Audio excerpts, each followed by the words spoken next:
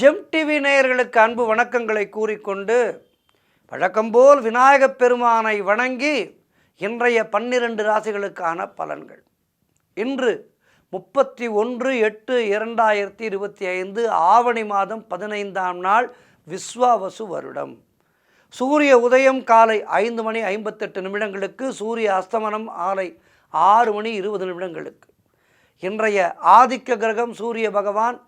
வழக்கம்போல் ஞாயிற்றுக்கிழமை சூரிய பகவானை வழிபட வேண்டும். நல்ல நேரம் காலை 7:45 முதல் 8:45 வரை, மதியம் 3:15 முதல் 4:15 வரை, ராகு காலம் மாலை 4:30 முதல் 6 வரை, யமகண்டம் மதியம் 12 முதல் 1:30 வரை, குளிகை நேரம் மதியம் 3 முதல் 4:30 வரை. இன்றைய சுபகோரை குருஹோரை நேரம் காலை 11 முதல் மதியம் 12 வரை.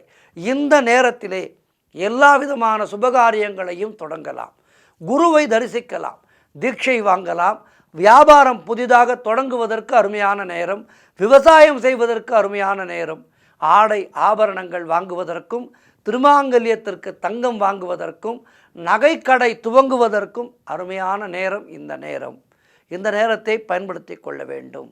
கவனமாக இருக்க வேண்டிய கோரை சனி கோரை நேரம் காலை 10 முதல் 11 வரை, மாலை 5 முதல் 6 வரை. இந்த நேரத்திலே மௌனத்தை கடைபிடிக்க வேண்டும். எந்த விதமான முக்கியமான முடிவுகளும் எடுக்கக்கூடாது. இன்றைய நட்சத்திரம் இன்று மாலை 5 வரை அனுஷம், அதன் பிறகு கேட்டை. இன்றைய திதி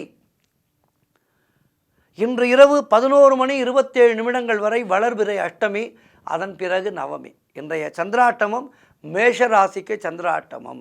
அஸ்வினி நட்சத்திரக்காரர்கள் இன்றைய நாளிலே கருப்பு நிற ஆடைகளை அணிவதை தவிர்ப்பது நல்லது.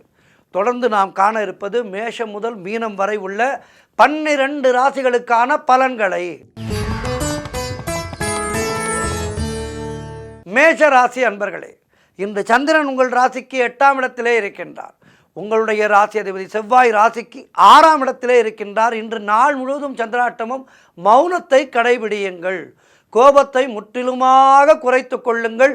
வெளியூர் பிரயாணங்களை தவிர்க்க வேண்டிய நாள்.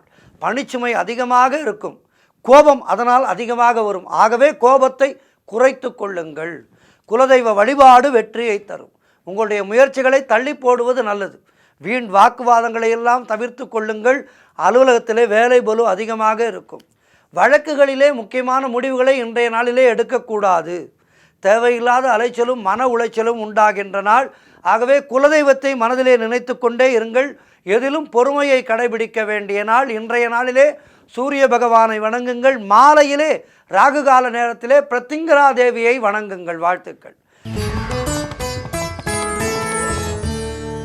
ரிஷபராசி அன்பர்களே, இன்று சந்திரன் உங்கள் ராசிக்கு 7ஆம் இடத்திலே, உங்களுடைய ராசி அதிபதி சுக்கிரன் ராசிக்கு 3ஆம் இடத்திலே. ஆகவே இன்றைய நாளிலே உங்களுடைய முயற்சிகள் எல்லாம் பெரும் வெற்றியை பெறும். பொருளாதாரம் திருப்திகரமாக இருக்கும்.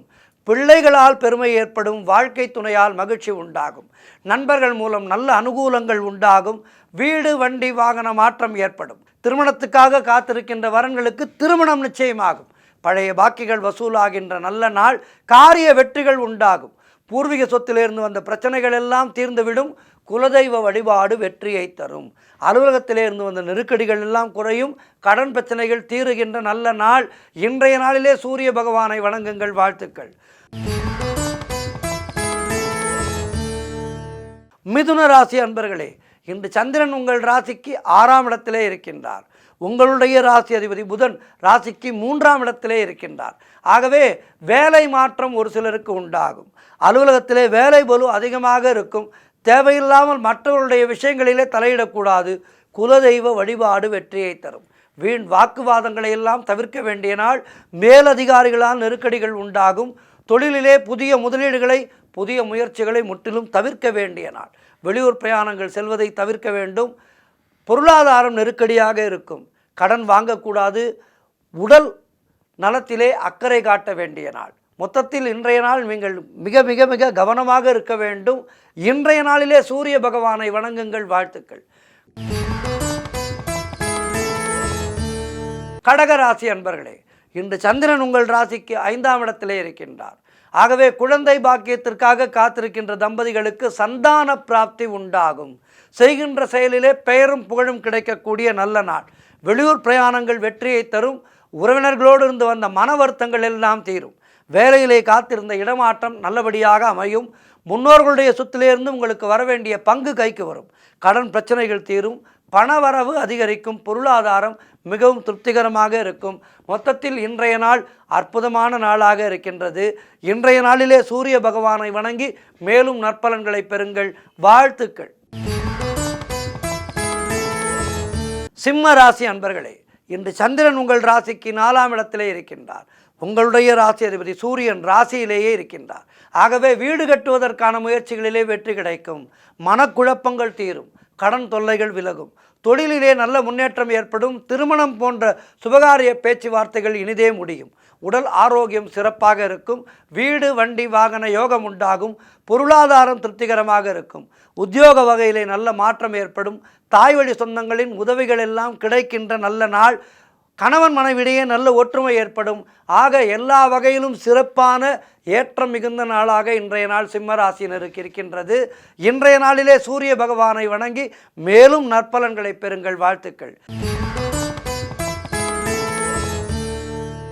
கன்னி ராசி அன்பர்களே, இன்று சந்திரன் உங்கள் ராசிக்கு 3ஆம் இடத்திலே இருக்கின்றார். உங்களுடைய ராசி அதிபதி புதன் ராசிக்கு 12ஆம் இடத்திலே இருக்கின்றார். ஆகவே பயணங்கள் அதிகமாக மேற்கொள்வீர்கள். பயணங்களின் மூலம் லாபங்கள் நிறைய கிடைக்கும். இளைய சகோதரர்கள் மூலம் நல்ல அனுகூலங்கள் உண்டாகும். நீங்கள் நினைத்தது அனைத்தும் நல்லபடியாக நடக்கக்கூடிய நல்ல நாளாக இருக்கின்றது. தொழில் மற்றும் வியாபாரத்திலே நல்ல லாபங்கள் ஏற்படும். உடல் ஆரோக்கியம் சிறப்பாக இருக்கும். வீடு வண்டி வாகன மாற்றம் ஏற்படும். அலுவலகத்திலே புதிய பொறுப்புகள் மகிழ்ச்சியை தரும். திருமணம் போன்ற சுபகாரிய பேச்சுவார்த்தைகள் கைகூடி வருகின்ற நாள். நண்பர்கள் மூலம் உறவினர்கள் மூலம் நல்ல ஆதாயங்கள் உண்டாகும். உத்தியோக உயர்வும் பதவி உயர்வும் உண்டாகும். காரிய தடைகள் எல்லாம் விலகுகின்ற அற்புதமான நாளாக இருக்கின்றது. இன்றைய நாளிலே என்ன செய்ய வேண்டும்? சூரிய பகவானை வணங்க வேண்டும். வாழ்த்துக்கள். துலாம் ராசி அன்பர்களே, இன்று சந்திரன் உங்கள் ராசிக்கு 2ஆம் இடத்திலே இருக்கின்றார். உங்களுடைய ராசி அதிபதி சுக்கிரன் ராசிக்கு 10ஆம் இடத்திலே இருக்கின்றார். ஆகவே பணவரவு அதிகரிக்கும். திருமணம் போன்ற சுபகாரிய பேச்சுவார்த்தைகள் இனிதே முடியும். குடும்ப ஒற்றுமை சந்தோஷத்தை தரும். கூட்டு தொழிலிலே நல்ல முன்னேற்றங்கள் உண்டாகும். கணவன் மனைவிடையே நல்ல ஒற்றுமை ஏற்படும். சுபவிரயங்கள் ஏற்படக்கூடிய நல்ல நாள். சுபகாரியங்கள் கைகூடி வரும். புதிதாக வேலை தேடி கொண்டிருப்பவர்களுக்கு நல்ல வேலை கிடைக்கும். தொழில் மற்றும் வியாபாரத்திலே நல்ல லாபங்கள் கிடைக்கும். பழைய பாக்கிகள் வசூலாகின்ற நாள். உழைப்புக்கேற்ற ஊதியம் கிடைக்கின்ற நாள். கடன் பிரச்சனைகள் தீரும். சிறப்பான நாளாக இருக்கின்றது. வாழ்த்துக்கள். சூரிய பகவானை வணங்குங்கள். விருச்சிக ராசி அன்பர்களே, இன்று சந்திரன் உங்கள் ராசியிலேயே இருக்கின்றார். உங்களுடைய ராசி அதிபதி செவ்வாய் ராசிக்கு 11ஆம் இடத்திலே இருக்கின்றார். ஆகவே நினைத்ததெல்லாம் நல்லபடியாக நடக்கக்கூடிய நாளாக இருக்கின்றது. பொருளாதாரம் திருப்திகரமாக இருக்கும். பிள்ளைகளால் பெருமை ஏற்படும். வாழ்க்கை துணையால் மகிழ்ச்சி உண்டாகும். புதிதாக வேலை தேடி கொண்டிருப்பவர்களுக்கு நல்ல வேலை கிடைக்கும். செய்கின்ற தொழிலிலே நல்ல லாபங்கள் உண்டாகும். உடல் ஆரோக்கியத்திலே சிறப்பான முன்னேற்றம் ஏற்படும். பூர்வீக சொத்திலே இருந்து வந்த பிரச்சனைகள் எல்லாம் சரியாகி உங்களுடைய பங்கு உங்கள் கைக்கு வரும். குழந்தை பாக்கியத்திற்காக காத்திருக்கின்ற தம்பதிகளுக்கு குழந்தை பாக்கியம் உண்டாகும். மொத்தத்தில் எல்லா விதமான சிறப்புகளும் கிடைக்கின்ற அற்புதமான நாளாக இருக்கின்றது. இன்றைய நாளிலே சூரிய பகவானை வணங்குங்கள். வாழ்த்துக்கள். தனுராசி அன்பர்களே, இன்று சந்திரன் உங்கள் ராசிக்கு 12ஆம் இடத்திலே இருக்கின்றார். உங்களுடைய ராசி அதிபதி குரு ராசிக்கு 7ஆம் இடத்திலே இருக்கின்றார். ஆகவே வெளிநாடு செல்வதற்கான வேலைகள் இன்றைய நாளிலே சிறப்பான முறையிலே நடக்கும். ஆனால் குடும்பத்திலே கணவன் மனைவிக்குள் சண்டை சச்சரவுகள் ஏற்பட்டு விலகும். அலுவலகத்திலே பணிச்சுமை அதிகமாக இருக்கும். நண்பர்கள் மூலம் உதவிகள் கிடைக்கும். கூட்டு தொழிலிலே மன வருத்தங்கள் உண்டாகலாம். என்ன செய்ய வேண்டும்? குலதெய்வ வழிபாடு செய்தால் இவை நீங்குவதற்கு வாய்ப்புகள் இருக்கின்றது. ஆகவே குலதெய்வ வழிபாடு செய்யுங்கள். உத்தியோகத்தில் இருப்பவர்கள் பணியிலே கூடுதல் கவனம் செலுத்த வேண்டிய நாள். மொத்தத்தில் இன்றைய நாளிலே நீங்கள் மிக மிக கவனமாக இருக்க வேண்டும். காரிய தடைகள் ஏற்பட்டு விலகுகின்ற நாள். சூரிய பகவானை வணங்குங்கள். வாழ்த்துக்கள். மகர ராசி அன்பர்களே, இன்று சந்திரன் உங்கள் ராசிக்கு 11ஆம் இடத்திலே இருக்கின்றார். உங்களுடைய ராசி அதிபதி சனி ராசிக்கு 2ஆம் இடத்திலே இருக்கின்றார். ஆகவே நீங்கள் நினைத்ததெல்லாம் நல்லபடியாக நடக்கக்கூடிய நல்ல நாள். முன்னோர்களுடைய ஆசீர்வாதம் பரிபூர்ணமாக கிடைக்கும். கணவன் மனைவிடையே நல்ல ஒற்றுமை ஏற்படும். குழந்தைகளால் மகிழ்ச்சி உண்டாகும். உறவினர்களால் ஆதாயம் உண்டாகும். தந்தை வழியிலே சொத்துக்கள் கைக்கு வரும். உங்களுடைய முயற்சிகள் எல்லாம் பெரும் வெற்றி பெறுகின்ற நல்ல நாள். சுபகாரியங்கள் நடைபெறுகின்ற நல்ல நாள். உத்தியோகத்தில் இருப்பவர்களுக்கு சம்பள உயர்வும் பதவி உயர்வும் இடமாற்றமும் கிடைக்கும். புதிதாக வேலை தேடி கொண்டிருப்பவர்களுக்கு நல்ல வேலை கிடைக்கும். மொத்தத்தில் சிறப்பான நாள் இது. சிந்தை மகிழும் நாள் இது. சூரிய பகவானை வணங்குங்கள். வாழ்த்துக்கள். கும்ப ராசி அன்பர்களே, இன்று சந்திரன் உங்கள் ராசிக்கு 10ஆம் இடத்திலே இருக்கின்றார். உங்களுடைய ராசி அதிபதி சனி ராசியிலேயே இருக்கின்றார். ஆகவே செய்கின்ற தொழிலிலே நல்ல லாபங்கள் கிடைக்கும். எடுக்கின்ற முயற்சிகளிலே பெரும் வெற்றிகள் கிடைக்கும். எதிர்பார்த்த விஷயங்கள் எல்லாமே நல்லபடியாக நடக்கும். சுபகாரியங்கள் நடக்கக்கூடிய நல்ல நாளாக இருக்கின்றது. வேலை தேடிக்கொண்டிருப்பவர்களுக்கு நல்ல வேலை கிடைக்கும். உழைப்புக்கேற்ற ஊதியம் கிடைக்கும். கடன் பிரச்சனைகள் முடிவுக்கு வரும். சகோதர ஒற்றுமை அதிகரிக்கும். பொருளாதாரத்திலே பெரும் வளர்ச்சி ஏற்படும். குடும்ப ஒற்றுமை சந்தோஷத்தை தரும். வீடு வண்டி வாகன மாற்றம் ஏற்படும். சிறப்பான நாள் இது. சூரிய பகவானை வணங்குங்கள். வாழ்த்துக்கள். இறுதியாக மீனராசி அன்பர்களே, இன்று சந்திரன் உங்கள் ராசிக்கு 9ஆம் இடத்திலே இருக்கின்றார். உங்களுடைய ராசி அதிபதி குரு ராசிக்கு 4ஆம் இடத்திலே இருக்கின்றார். ஆகவே இன்றைய நாளிலே எல்லா விதமான பாக்கியங்களும் கிடைக்கும். புதிதாக தொழில் தொடங்கும் முயற்சிகள் வெற்றியை பெறும். கணவன் மனைவிடையே நல்ல ஒற்றுமை ஏற்படும். நினைத்த காரியங்கள் அனைத்தும் நல்லபடியாக நடக்கக்கூடிய நல்ல நாள். கூட்டு தொழிலிலே நல்ல லாபங்கள் வரக்கூடிய நாள். வேலை மாற்றம் ஒரு சிலருக்கு ஏற்படும். பொருள் வரவும் தனலாபமும் அதிகரிக்கின்ற நாள். திடீர் அதிர்ஷ்டங்கள் சிலருக்கு தேடி வரும். தொழில் மற்றும் வியாபாரத்திலே நல்ல வளர்ச்சி உண்டாகும். திருமணம் போன்ற சுபகாரிய பேச்சுவார்த்தைகள் இனிதே முடியும். தந்தை வழியிலே நல்ல அனுகூலங்கள் உண்டாகும். கடன் தொல்லைகள் விலகும். நண்பர்கள் மூலம் எதிர்பார்த்த உதவிகள் தக்க சமயத்திலே கிடைக்கின்ற நல்ல நாள். இன்றைய நாளிலே சூரிய பகவானை வணங்குங்கள். நலம் பெறுங்கள். 12 ராசியினருக்கும் இன்றைய நாள் சிறப்பாக இருக்க பிரார்த்திக்கின்றேன். நன்றி, வணக்கம். இன்றைய ஆன்மீக தகவல். நம்முடைய சனாதன தர்மத்திலே சப்த மாதாக்கள், சப்த ரிஷிகள், சப்த கன்னிகளுக்கெல்லாம் முக்கியமான பங்கு இருக்கின்றது. அந்த வகையிலே சப்த ரிஷிகளிலே முக்கியமான ஒருவர் பிரம்ம ரிஷி. வேத காலத்திலே வாழ்ந்ததாக கூறப்படுகின்ற முனிவர்களிலே இவர் முக்கியமானவர். வேதங்களின் பல மந்திரங்களை இவர்தான் உருவாக்கி இருக்கின்றார். இவர் பெயரை கொண்ட பல ஸ்லோகங்கள் ரிக்வேதத்தின் 7ஆம் மண்டலத்திலே இருக்கின்றது. ரிக்வேதத்திலே இந்த 7வது மண்டலத்திலே 10 அரசர்களின் மாபெரும் போர் என்னும் நிகழ்ச்சியிலே இவருடைய குடும்பத்தாரும் இவரும் ஆற்றிய பணியை போற்றப்படுகின்றது. மனிதகுலத்தைச் சேர்ந்த ஒருவரை போற்றி புகழும் ஒரே ஸ்லோகம் இதுதான். இவர் பெயரால் வழங்கும் நூல் வசிஷ்ட சம்ஹிதை. இவரது மனைவியினுடைய பெயர் அருந்ததி. தேவலோக பசுக்களான காமதேனு மற்றும் நந்தினி இவை இரண்டையும் இவர்தான் பராமரித்து வந்தார். மன்னர் கௌசிகர் இப்பசுக்களை பறிக்க முயன்று அதிலே தோற்று பின்பு கடுந்தவம் புரிந்து தன் தவ வலிமையால் பிரம்மரிஷி விஸ்வாமித்திரர் என்று பெயர் பெற்றார்.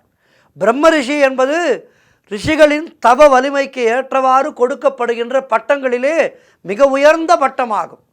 இத்தகைய பட்டம் பெற்றவர்கள் மற்ற ரிஷிகளிலே உயர்ந்தவராக மதிக்கப்படுவார் என்பது நம்முடைய நூல்களுடைய, அதாவது நம்முடைய சனாதன தர்மத்தினுடைய ஒரு செய்கை. முனிவர்களிலே சிறந்தவர் ரிஷி எனப்படுவார். ரிஷிகளிலே மிகவும் சிறந்தவர் மகரிஷி, அப்படி அழைக்கப்படுவார். மகரிஷிகளுக்கெல்லாம் ரிஷி என்பவரைத்தான் பிரம்ம ரிஷி என்று கூறுவார்கள்.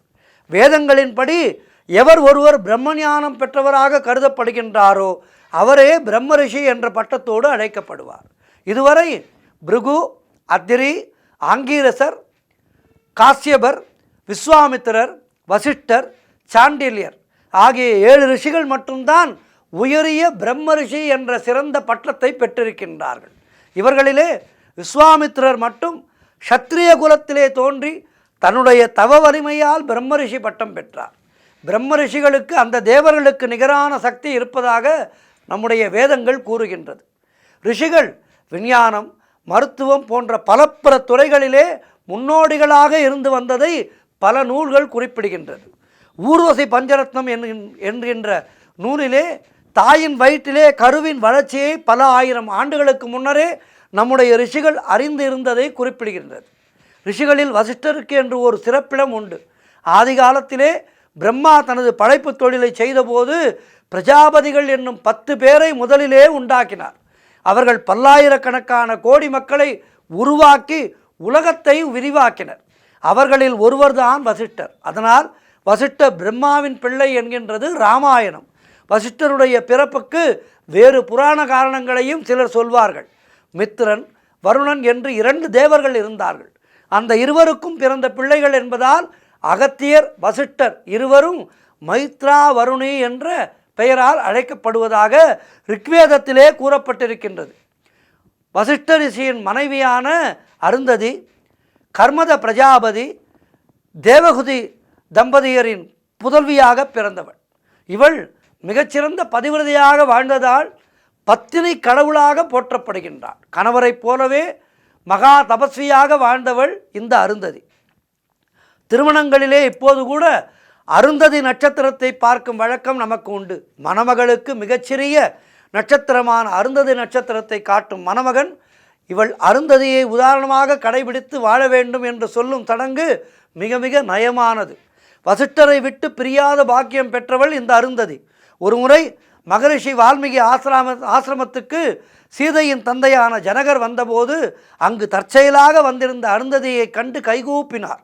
அவளும் உபனிஷத் வாக்கியங்களை சொல்லி ஜனகரை வாழ்த்தி வரவேற்றதாக உத்தர ராமசரித கதை கூறுகின்றது. ஆக இப்படிப்பட்ட சிறப்புகளையெல்லாம் பெற்றவர் நம்முடைய ரிஷிகள்.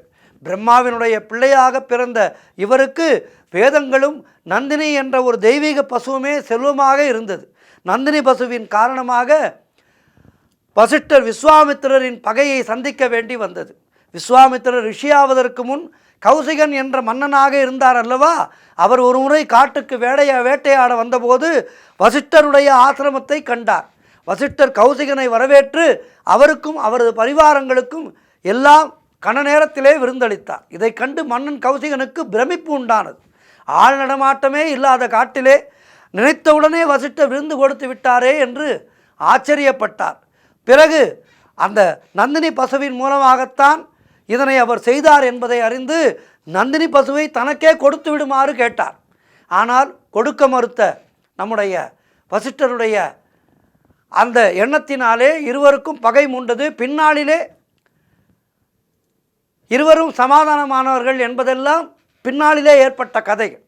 ஆக இப்படிப்பட்ட மிகப்பெரிய ரிஷிகள் வாழ்ந்த பூமி இந்த பூமி.